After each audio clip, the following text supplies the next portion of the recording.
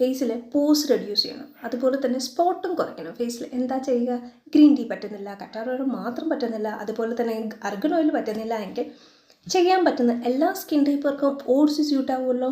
അപ്പോൾ ഒരു ചെറിയ ബൗൾ എടുക്കുക, ഒരു 1.5 സ്പൂൺ വരുന്ന ഗുഡ് ക്വാളിറ്റി വരുന്ന ഹണി എടുക്കുക, അതിലേക്ക് ഒരു 2.5 സ്പൂൺ വരുന്ന ഓട്സ് പൊടിച്ചത് മിക്സിയിലിട്ട് നന്നായി പൊടിച്ചെടുക്കുക, അത് ചേർക്കുക. അതോടൊപ്പം 2 സ്പൂൺ വരുന്ന കറ്റാർ വാഴ, വീട്ടിൽ കറ്റാർ വാഴ ഉണ്ടെങ്കിൽ അത് തന്നെ മതി, ഇല്ലെങ്കിൽ നിങ്ങൾ യൂസ് ചെയ്യുന്ന ഏതാണോ ജെൽ അത് ചേർക്കുക.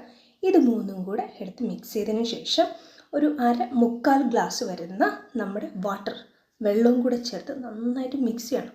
എന്നിട്ട് ഒരു 5-6 മണിക്കൂർ വച്ചേക്കണം.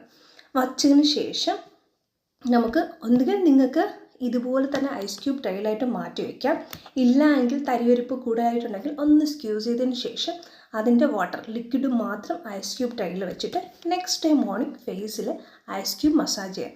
പലർക്കും ഡയറക്റ്റായിട്ട് ഐസ് ക്യൂബ് ഫേസിൽ മസാജ് ചെയ്യുമ്പോൾ റെഡ്നെസ്സും അങ്ങനത്തെ കാര്യങ്ങൾ വരുന്നുണ്ട്. അപ്പോൾ ടിഷ്യൂവോ എന്തെങ്കിലും ഒരു തുണിയോ കോട്ടൺ തുണിയോ അങ്ങനെയൊക്കെ വെച്ചിട്ട് വേണം ഫേസിൽ ഐസ് ക്യൂബ് മസാജ് ചെയ്യാൻ. ഇത് ഡെയിലി റുട്ടീനായിട്ട് ചെയ്ത് നോക്കിയേ, ഒരു 2-3 വീക്സ് കൊണ്ട് നിങ്ങളുടെ ഫേസിൽ പോസ് റെഡ്യൂസ് ചെയ്യാനും അതുപോലെ സ്പോട്ട് കുറയ്ക്കാനും ബെസ്റ്റ് പ്രോഡക്റ്റാണ്. ട്രൈ ചെയ്ത് നോക്കി.